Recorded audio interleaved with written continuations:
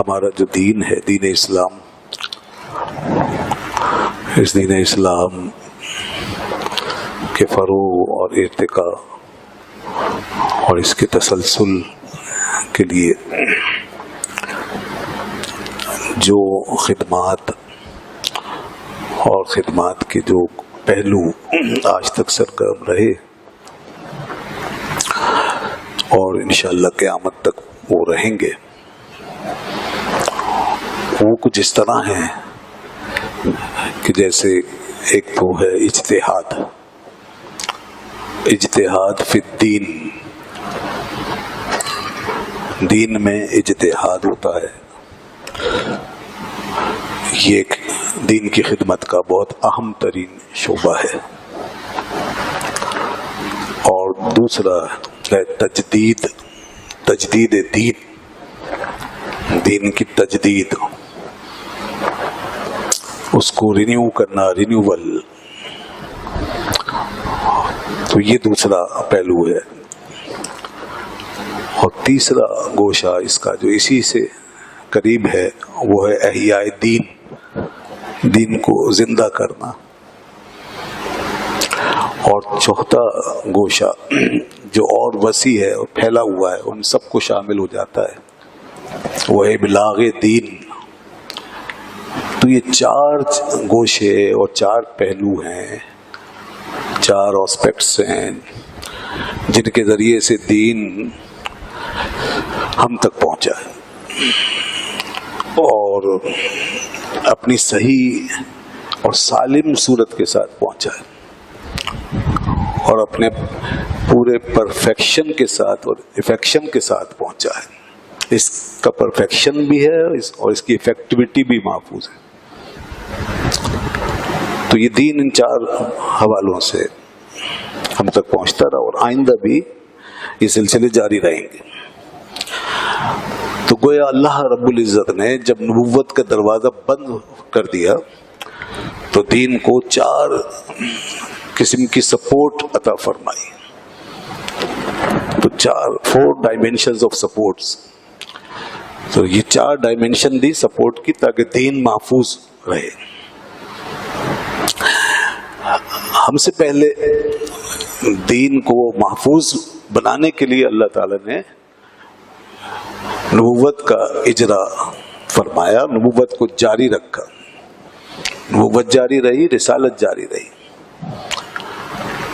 تو اس لیے مین جو کام تھا، اصل کام، وہ انبیاء کا ہی ہوا کرتا تھا اور اس وقت نبوت کے جاری رہنے کی ضرورت تھی، رسالت کے تسلسل کی ضرورت تھی، نبوت کے تسلسل کی ضرورت تھی۔ مگر جب نبوت اور رسالت کا وہ کام جو اللہ نے اپنے ذمے لے لیا واپس، اور جس کے تحت کہ اس نے دین کی بنیادوں کو پوری طرح پریزروڈ کر دیا اور محفوظ کر دیا کہ اب نہ اس کی وحی میں کوئی تبدیلی آئے گی، نہ اس کی کتاب تبدیل ہوگی، نہ اس کے نبی کی تعلیمات مسخ ہوں گی، یہ ساری بنیادیں، یہ ساری جڑیں اب محفوظ رہیں گی اور سارے اصول اسی طرح موجود رہیں گے۔ تو لہذا اب کسی نبی کی ضرورت بھی نہیں رہے گی، کسی نئے نبی کی، کسی نئے رسول کی ضرورت ہمیں نہیں رہے گی۔ تو بس اس طور پر جب یہ معاملہ ہو گیا اور اللہ کی مشیت نے یہ طے کر لیا کہ اب اس طرح کا رکھنا ہے، تو آپ صلی اللہ علیہ وسلم کو آخری نبی بنا کر بھیج دیا گیا اور اس بات پر اچھی طرح لوگوں کو آگاہ کیا، تنبیہ کی ہے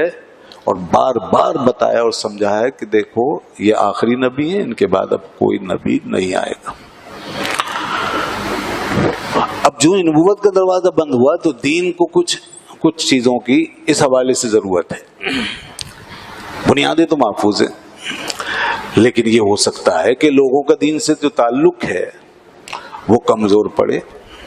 زمانے کے اثرات اس کے اوپر غالب آئیں اور دین کے اندر کچھ چیزیں ملا دی جائیں، کچھ چیزیں اس کی مٹا دی جائیں، یعنی لوگ عمل کرنا چھوڑ دیں۔ قرآن سے نہیں، دین کے اصل سے نہیں مٹا سکتے، अमलन अगर कोई लोग उस पर छोड़ देंगे उसको, तो फिर वो गोया मिटने जैसा हो जाएगा मामला। तो इस तरह कुछ चीजें मिट जाएं, कुछ सुन्नतें छोड़ दी जाएं, कुछ तरीके भुला दिए जाएं वगैरह। तो इन बातों के तदारुक के लिए और इन कमियों और इन कमजोरियों पर काबू पाने के लिए अल्लाह ताला ने ये 4 सिलसिले बाकी रखे। ये सिलसिले जारी हैं और रहेंगे, बल्कि इनके अंदर जबरदस्त पोटेंशियल पैदा कर दिया। अब माजी में ऐसा नहीं था, माजी में ना ऐसा इल्मी जोर था, यानी हमसे पहले, इस उम्मत से पहले साबिका अदियान में न ऐसे उलमा पैदा होते थे, न ऐसे मुज्तहिदीन आते थे, न ऐसे मज़ाहिब शाख दर शाख निकलते थे, न इज्तिहाद का और तहकीक का ऐसा कोई सिलसिला, कोई इज्तिहाद और तहकीक उस जमाने में इस तरह का नहीं होता था। बस जब जरूरत पड़ती थी अल्लाह ताला अपनी तरफ से किसी नबी को मबूस फरमा देता था, और उस दौर की जरूरत के मुताबिक वो पैगंबर अल्लाह के दीन की तालीम दे दिया करते थे। लेकिन उलमा का ऐसा सिलसिला, ऐसा जोर शोर नहीं था, बल्कि उस जमाने के जो उलमा थे उनमें बहुत कम ऐसे होते थे जो दीन के असल खिदमतगार होते। ज्यादातर जो हैं वो बिगड़ जाते थे और वो दीन को बदलने में लग जाते, जिनको उलमाए सू कहते हैं। जैसे उलमाए बनी इसराइल में अक्सर बिगाड़ पैदा हुआ, दुनियादारी दाखिल हो गई और उन्होंने दीन को अपने इतना खराब किया कि कुरान हकीम में उनका जिक्र आया और कई जगह पर यह बात आई कि वो अपने हाथों से किताब को खुद लिख लिया करते थे। फ़वैलुल लिल्लज़ीना यक्तुबूनल किताब बिअयदीहिम, और इनके लिए हलाकत का ऐलान। और फिर उस किताब के जरिए जो लिखते थे वो, तो उससे वो पैसा कमाते थे, माल कमाते थे, ये उनका काम था। तौरात बदल दी, इंजील को बदल दिया। यानी हजरत ईसा अलैहिस्सलाम के बाद, उनके रफ़े समावी के बाद कोई 100 साल भी नहीं गुजरे थे कि किताब जो इंजील थी उनकी किताब, उसके अंदर बहुत सारी तब्दीलियां कर दी गई और उसके कई वर्जन आ गए।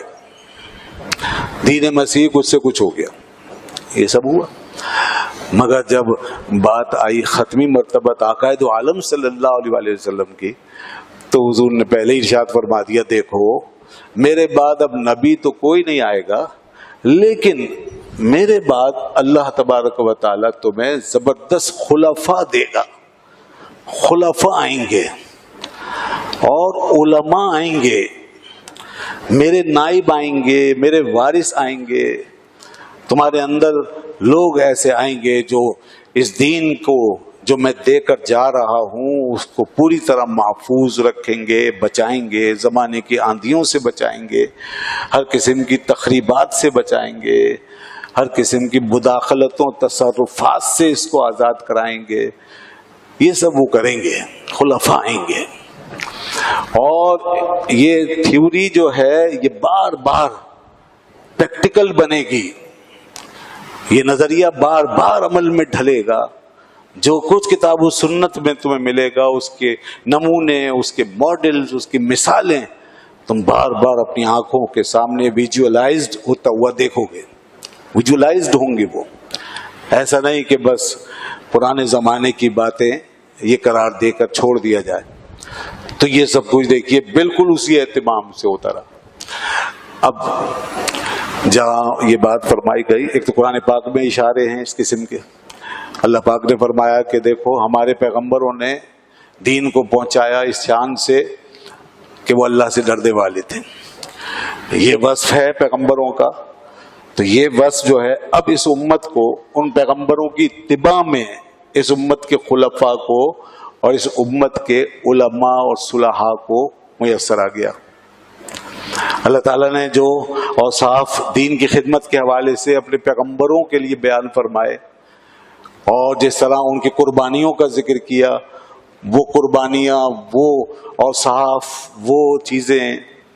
उस तरह की खिदमत वो अल्लाह ताला ने इस उम्मत के उलमा और मशाइख के ज़िम्मे लगा दी। और इसी तरह इल्मी बुलंदी इन उलमा की और मशाइख की इतनी आगे पहुंचा दी और उनको इल्मी तौर पे इतना आगे ले गया अल्लाह रब्बुल इज़्ज़त کہ ان کا علم براہ راست پیغمبروں کے جو منبع اور سرچشمہ علم تھا اس سے مستفیض ہوا،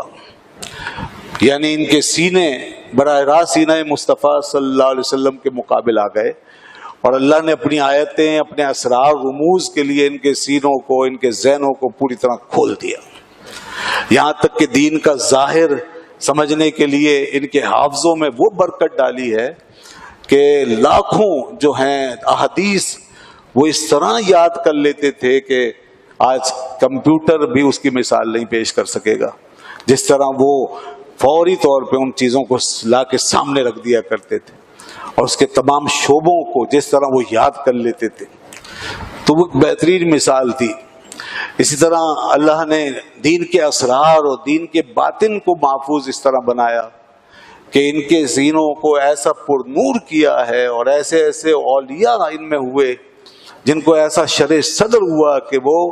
دین کے اسرار کو نہ صرف یہ کہ سمجھنے والے بلکہ اس کا تحمل رکھنے والے ہوئے، اور بلکہ اس کو آگے بڑھا کر ہم تک پہنچانے والے بھی بنے۔ یہ اس امت کی خصوصیت ہمیں نظر آتی ہے۔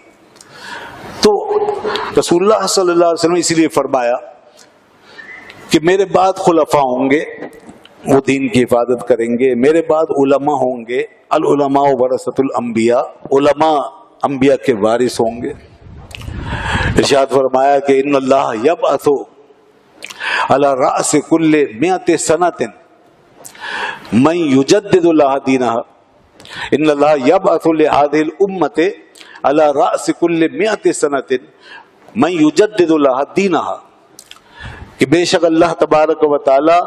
اس امت کے لیے بھیجتا رہے گا ہر صدی میں، اس طرح کہ وہ چھائیں گے، ان کا علم چھا جائے گا، ان کی برکتیں عام ہوں گی، ان کے اثرات پھیل جائیں گے۔ اللہ راس کل 100 سنہ کا ایک مفہوم یہ ہے کہ صدی کے آغاز پر وہ اس طرح چھائے ہوئے ہوں گے، یہ بھی ٹھیک ہے، اور اکثر لوگوں نے یہی لکھا، مگر اس میں ایک اشارہ اس طرف بھی ہو سکتا ہے کہ وہ چھا جائیں گے اس صدی پر، اس زمانے پر، کیونکہ راس کہتے ہیں سر کو جو بلند ہوتا ہے، تو زمانے کا راس یا صدی کا راس یہ ان کے غلبے کی طرف اشارہ ہے کہ جو ان کو ان کے علم کی بدولت حاصل ہوگا۔ ایسے لوگ ہوں گے، وہ زمانے کے تابع نہیں ہوں گے، زمانہ ان کے تابع ہوگا، ان کا علم بڑا وسیع ہوگا، ان کے اثرات بہت دور تک پہنچیں گے، لہذا وہ چھائے ہوئے ہوں گے اپنے اثرات کے ساتھ۔ ایسے لوگ آتے رہیں گے، یا بسو فرمایا اللہ بھیجتا رہے گا، من یجدد لہ دینہ، اور وہ یہ کریں گے کہ دین کو نیا کر دیں گے، امت کے لیے دین کا رینیول کریں گے، اس کو رینیو کر دیں گے، اس میں ریفارمیشن کر دیں گے، جو لوگوں نے بگاڑ پیدا کر دیا ہوگا اس کو ٹھیک کریں گے، اور جو اس پر گرد چھا گئی ہوگی اس کو صاف کر کے تمہارے سامنے بالکل ایز اٹ از، جیسا کہ دین ہے ویسا تمہارے سامنے رکھ دیں گے، اپنی باتوں سے، اپنی تحریروں سے، اپنی ایکٹیویٹیز سے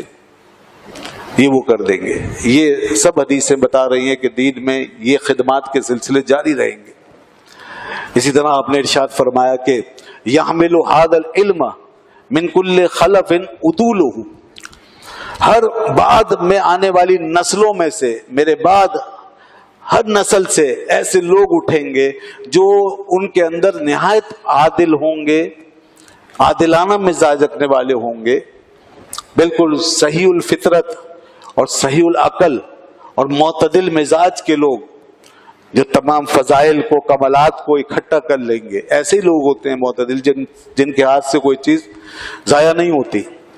تو ایسے عدول فرمایا کہ وہ لوگ جب ہوں گے تو کیا کریں گے، وہ ینفون عنہ تعویل الجاہلین و تحریف الغالین وانتحال المبتلین، اس دین میں سے جو شامل کر دی جائیں گی باتیں، جیسے جاہلوں کی باتیں جو تعویلیں اس میں آ جائیں گی، ان کو نکال کے باہر پھینک دیں گے، اور غالیوں کی تحریف، غالی کیا کرتے ہیں، بدل دیتے ہیں چیزوں کو، درجات بدل دیتے ہیں، فرق مراتب کو بالکل بدل کے رکھ دیتے ہیں۔ تو دین میں ایسے غالی جو پیدا ہوں گے ان کی تحریفات کو وہ نکال دیں گے، ہمارے یہ جو علماء آئیں گے، میرے علم کے وارث جو آئیں گے، وہ اس کو بھی نکال دیں گے۔ وانتحال المبتلین، اور دین میں جو ایسی نسبتیں داخل کر دی جائیں گی جو دین سے نہیں ہوں گی، اور وہ مختلف لوگوں کی نسبت سے وہ چیزیں جانی جائیں گی مگر دین سے نہیں ہوں گی، وہ باطل چیزیں ہوں گی، جیسے باطل قانون سازی، غلط قانون سازی، غلط اخلاقیات، بری چیزیں، مغربی اخلاقیات کے اثرات، دنیا کی مختلف تہذیبوں کے اثرات، وہ اس دین میں شامل ہو جائیں گے دین کے نام سے۔ تو یہ سب چیزیں وہ نکالیں گے، ان کو دور کریں گے اور اس حوالے سے وہ خدمات انجام دیں گے۔ یہ احادیث کیا بتا رہی ہیں؟ یہ اپنے بعد آپ صلی اللہ علیہ وسلم اپنے زمانے کے بعد، یعنی اپنے رحلت فرما جانے کے بعد اس امت کے لیے یہ ایسی بشارتیں ہیں اور ایسے امکانات کی طرف ہماری توجہ دلائی گئی ہے کہ جس سے مایوسی کے بادل چھٹ جاتے ہیں، اور اس بات کی کمی کا احساس ہمیں نہیں رہتا کہ اب ہمارے اندر کوئی نبی آنے والا نہیں ہے۔ تو کوئی یہ نہ سوچے کہ اب جب نبی نہیں آئے گا تو اتنا لمبا عرصہ ہم بغیر پیغمبر کے کیسے گزاریں گے، اور دین کا کیا ہوگا؟ پہلے تو دین 50 سال میں 100 سال میں تبدیل ہو جاتا تھا، اور انسان کی نیچر بھی اسی طرح ہے کہ ہر 100 سال کے بعد زمانہ بدل جاتا ہے، روایتیں بدل جاتی ہیں۔ تو ایسی ہماگیر تبدیلیوں کے بیچ میں ایک چیز، ایک روایت کیسے پرسسٹ کرے گی، کیسے کنٹینیو کرے گی؟ تو یہ جو خوف ہے، یہ جو وحشت تھی، اس کو دور کر دیا اللہ کے نبی صلی اللہ علیہ وسلم نے یہ بشارتیں دے کر کے دیکھو تمہارے درمیان خلا نہیں رہے گا، کوئی نیا نبی نہ صحیح مگر نبی کے وارث ضرور ہوں گے، کوئی نیا پیغمبر نہ صحیح مگر میرے وارث اور میرے جانشین اور میرے علم کے محافظ ضرور ہوں گے، وہ آتے رہیں گے۔ تو ان میں ایک تو اجتہاد کا سلسلہ جاری رہے گا۔ سب سے پہلے میں نے جو بات بیان کی وہ اجتہاد کا سلسلہ جاری رہے گا۔ اجتہاد کا مطلب ہے کہ ایک شخص اپنی علمی، فکری، ذہنی طاقت اور بھرپور صلاحیت کو بروئے کار لا کر اپنے بھرپور علم کے ساتھ، ہماگیر معلومات کے ساتھ ایک شخص جو ہے وہ غور کرے، کوشش کرتا ہے کہ جو مسائل پیش آتے ہیں نئے نئے ہر دور میں، ہر زمانے میں، ان سے کیسے نمٹا جائے اور ان کے بارے میں شریعت مطہرہ کا حکم بیان کیا جائے، کس طرح بیان ہوگا اور اس کا کیا حکم نکلے گا، وہ اس قسم کی کوششیں کرتا ہے۔ تو جب کوئی شخص یہ کوشش کرتا ہے تو یہ اجتہاد ہے۔ اس کے کئی لیولز ہیں، اجتہاد کے کئی لیولز ہیں۔ اللہ نے ایک بہت بڑا اجتہاد پہلے ہی کروا دیا ہمارے بڑے بڑے ائمہ کے ذریعے سے، وہ تھے امام ابو حنیفہ، امام شافعی، امام مالک، امام احمد بن حنبل رضی اللہ عنہم اجمعین، جنہوں نے وہ کام کیا ہے کہ جن کی مثال پوری تاریخ انسانیت میں آپ کو نہیں مل سکتی۔ جیسا کہ میں نے ابھی شروع میں کہا کہ یہ مذاہب کے سلسلے اور یہ شاخیں جو اس میں دین میں چلائی گئی، یہ پہلے امتوں کے اندر نہیں رکھے گئے تاکہ اس دین میں قیامت تک رہنے، سہنے، آگے بڑھنے کی صلاحیت، اس کا پوٹینشیل پیدا ہو۔ یہ اس لیے ہے، اور تاکہ لوگوں کے لیے آسانی ہو کہ وہ مختلف شاہراہوں پہ چل کے اپنی منزل مقصود کو پا سکیں۔ ان کو مذاہب کہتے ہیں، ان کو مسالک کہتے ہیں۔ مذاہب ان دونوں لفظوں کے معنی ہیں چلنے کا راستہ۔ تو دین پہ چلنے کے راستے یہ بڑے بڑے مجتہدین نے طے کر دیے۔ تو یہ 4 ائمہ آئے، انہوں نے یہ کام کیا۔ خیر بات لمبی ہو جائے گی، مجھے اصل میں اعلیٰ حضرت فاضل بریلوی رحمۃ اللہ علیہ پر آنا ہے۔ تو اب ان حضرات نے یہ کام کیا، اس کے بعد یہ اجتہاد ہے، اس کے بعد پھر تجدید کا معاملہ ہے۔ تجدید یہ ہے کہ جو کچھ پرانا ہو گیا، لوگوں کے ذہنوں سے محو ہو گیا، جس پہ گرد چھا گئی، اس کو نیا کر دیا، پالش کر دیا۔ تو دین وہیں کا وہیں رہے گا، ان چیزوں کے اندر دین نہیں بدلے گا، بلکہ وہ جو شراب کہنا ہے اسی کو اب ایک نئے جام کے ساتھ امت کے ہاتھ میں دیا جائے گا تاکہ لوگ اس کو رغبت کے ساتھ اپنے منہ سے لگا سکیں اور جام سے سیراب ہو سکیں۔ تو تجدید میں یہ ہے کہ وہ جام نیا کر کے شراب کہنا کو اس نئے جام میں امت کے ہاتھ میں تھمایا جاتا ہے۔ شراب نہیں بدلتی، وہی رہتی ہے، جام بدل جاتا ہے، اس کی تجدید ہو جاتی ہے، اس کا رینیول ہو جاتا ہے۔ اور اس کے بعد اسی طریقے سے احیاء دین، جو کہ اسی کا حصہ ہے کہ جو چیز مٹ گئی ہے اس کو زندہ کر دیا۔ فرمایا کہ جب میری سنت مٹ جائے اور مردہ کر دی جائے اور پھر اس وقت کوئی میری مردہ سنت کو زندہ کر دے تو اسے 100 شہیدوں کا ثواب عطا ہوگا. جو میری مردہ سنت کو زندہ کرے گا اسے 100 شہیدوں کا ثواب عطا کیا جائے گا. یہ کام بھی ہوتا رہے گا کہ جو سنتیں مٹ جائیں گی وہ پھر سے زندہ کی جائیں گی اور لوگوں کو ان سنتوں سے آگاہی بخشی جائے گی. اور آخر میں ابلاغ کا مطلب ہے پہنچا دینا. تو اب اس میں ان بڑے بڑے ائمہ علماء کے ساتھ ساتھ عام لوگوں کو بھی شامل ہونا پڑے گا. اور یوں دین کے اس چوتھے شعبے نے پوری امت و امت کے ایک فرد، ہر مرد و زن کو متحرک کیا ہے کہ وہ جو پیغام اس تک پہنچے اس کو آگے بڑھائے اور لوگوں تک پہنچائے، جس کے لیے رسول اللہ صلی اللہ علیہ وسلم نے ارشاد فرمایا بلغوا انی ولو آیا، پہنچا دو میری طرف سے اگرچہ ایک ہی آیت. تو دوستو آپ پوری تاریخ پہ نظر ڈالیں، ان چاروں ڈائمینشنز کے حوالے سے، ان چاروں پہلوؤں کو لے کے، تو آپ کو امت میں یہ کام مختلف اعتبار میں ہوتا ہوا نظر آئے گا. اور ہر دور میں، ہر جگہ دنیا کے بڑے بڑے علاقوں میں، شہروں میں، آباد بستیوں میں ایسے ایسے علماء اور مشائخ آپ کو نظر آتے رہیں گے. ان کے اگر مشہور ناموں پر بھی گفتگو کی جائے تو ایک ایک شخصیت ایسی ہے کہ اس پر ہم ہفتوں گفتگو کرتے رہیں پھر بھی اس کا حق ادا نہیں ہوگا.